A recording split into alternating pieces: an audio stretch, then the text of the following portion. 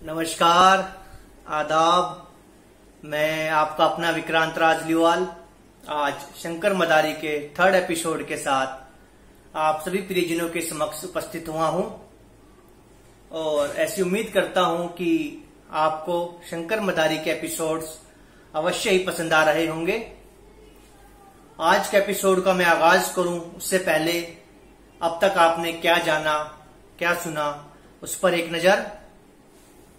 अभी तक आपने जाना कि किस प्रकार से भव्य झिलमिल नगर में शंकर मदारी का आगमन होता है और वहां के कड़क दरोगा हक्कड़ सिंह उसको मुसाफिर खाने के मुंशी पोपटलाल भाया से मुलाकात करवाता है, जो उसको मुसाफिर खाने के स्थान पर शाही बगीचे में रहने के लिए एक स्थान उपलब्ध करवा देता है।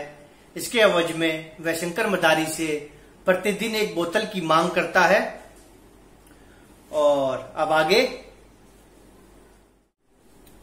सुनिएगा शंकर मदारी का थर्ड एपिसोड। उधर शंकर मदारी मदिरालय से मदिरा की बोतल लेकर बाहर निकल जाता है। अब आगे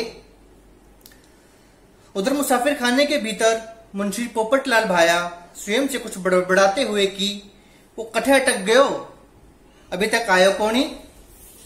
मारी बोतल वाली बात वो मदारी भूल तो कोनी गयो भाया। अभी मुंशी इन सभी प्रश्नों के हल खोजने में चिंता मगन था कि तभी मुंशी के कक्ष के द्वार पर एक जोरदार दस्तक होती है, जिसको सुनकर मुंशी कुछ हड़बड़ाहट के साथ होश में आते हुए कि कौन है भाया।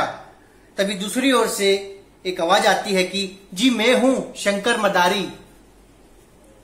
शंकर की आवाज को सुनकर मुंशी अत्यधिक प्रसन्न होते हुए उसको कक्ष के भीतर बुलाकर कहता है कि भाया अभी तक कट्ठे अटक गयो था, मारी मदिरा की बोतल कट्ठे है, लायो के कौन ही लायो।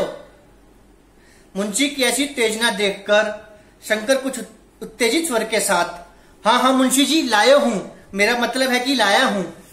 यह देखे रंगीन मदिरा की बोतल। शंकर अपने मदारी वाले थैले में से मदिरा की बोतल निकालकर मुंशी को दिखाते हुए यह देखिए मदिरा की बोतल। तदोपरांत मुंशी और मदारी शंकर वहीं मुसाफिर खाने के उस बड़े से बरामदे में एक विशालकाय वृक्ष के नीचे बैठकर भव्य झिलमिल नगर की उस मदहोश कर देने वाली रंगीन मदिरा का पान करते हुए मदिरा के नशे में मदमस्त हो जाते हैं। लगभग एक बोतल मदिरा का पान करने के उपरांत मुंशी और शंकर मदारी के सर पर अब मदिरा का सरूर हावी होने लगा था। उनके यानी एक बोतल मदिरा पी चुके हैं और उनके मस्तिष्क पे मदिरा का सरूर हावी हो जाता है। तब मुंशी मदिरा के सरूर में शंकर से कुछ कहते हुए कि देख बाबायो, आदमी तो तू मने को भला दिखे है, पर ध्यान रहे बाया, मैं भी कोई बेकार को आदमी कोनी, समझ रहे हो ना। शंकर भी मदिरा के स्वर में हामी भरते हुए कहता है कि हाँ मालूम है मुंशी, तू बहुत ही अय्याश आदमी है। शंकर के मुंह से यह सुनते ही मुंशी उसको टोकते हुए कहता है कि क्या बोलियो तू मना। मुंशी का तेज स्वर सुनकर शंकर अपना सुर कुछ हल्का कर देता है कि कुछ नहीं महाराज, आप तो महान आदमी है, तभी तो मुझे एक राजशाही बगीचे में ठहरने दिया है आपने। तब मुंशी मदिरा के सरोवर में पुनः कुछ कहते हुए कि देख भाइयो, वैसे मैं कुछ को न कहूं, परंतु जिस भी दिन मने मदिरा की बोतल कोनी मिले तो समझ जाइयो कि वही दिन तेरो अठे आखिरी दिन हो जावेगो।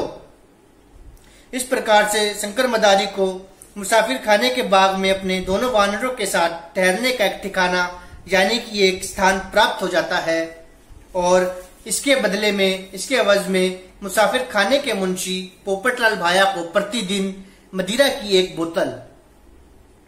तदोपरांत मुंशी के साथ मदिरा की एक पूरी बोतल से अधिक पीने के बाद अधिक मदिरा का पान करने के उपरांत शंकर मुसाफिर खाने के बाहरी द्वार पर बने भोजनालय से स्वादिष्ट भोजन का लुत्फ उठाकर अपने झोपड़े में आकर चारपाई पर लेट जाता है।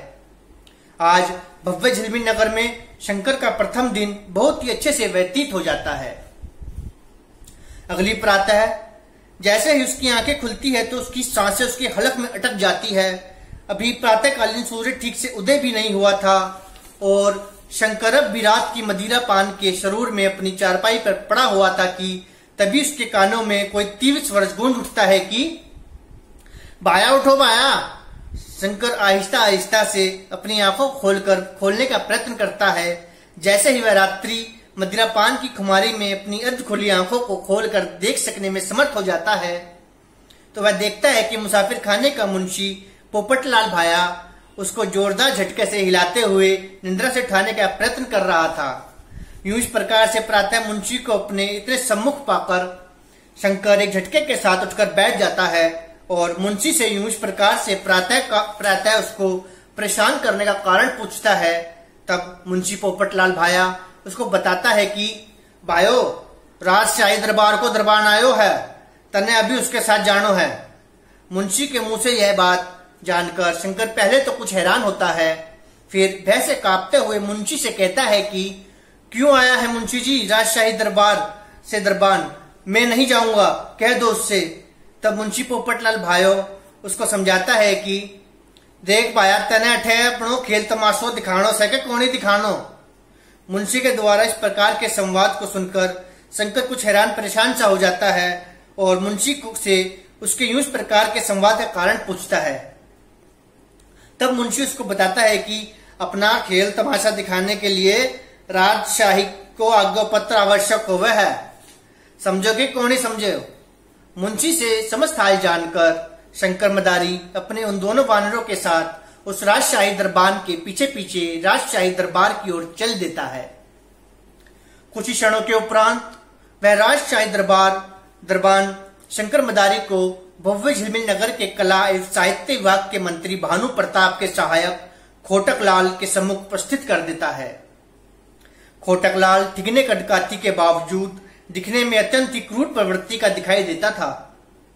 शंकर को देखते ही वह उस पर कुछ क्रोधित होते हुए कहता है कि क्या तुम ही वो परदेसी मदारी हो जो प्रदेश से हमारे इस भव्य झिलमिल नगर में अपना खेल तमाशा दिखाने के लिए आए हो। खोटकलाल का क्रोध से भरा ऐसा कड़क स्वर सुनकर शंकर के होश उड़ जाते हैं और वह कुछ भयभीत भी हो जाता है। किसी प्रकार से स्वयं के भय पर काबू पाते हुए शंकर अपने दोनों हाथों को जोड़कर खोटकलाल से कहता है कि जी महाराज, भय के मारे उसके मुंह से सिर्फ इतना ही निकल पाया। शंकर को यूं इस प्रकार से भयभीत होता देख खोटकलाल की हंसी छूट जाती है और वह अत्यंत ही हंसमुख अंदाज में हंसते हुए शंकर से कहता है कि तुम घबरा क्यों रहे हो भाई, मैं कोई जल्लाद नहीं हूं।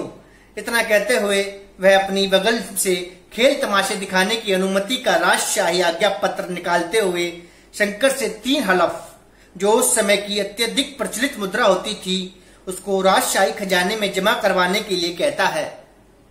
शंकर तुरंत ही 3 हलफ राजशाही खजाने में जमा कराने के लिए खोटकलाल को देते हुए खेल तमाशा दिखाने का वह राजशाही आज्ञा पत्र उसके हाथों से अपने हाथों में थामते हुए बहुत ही सहजता के साथ बाहर की ओर निकल जाता है, वहां से बाहर निकल जाता है।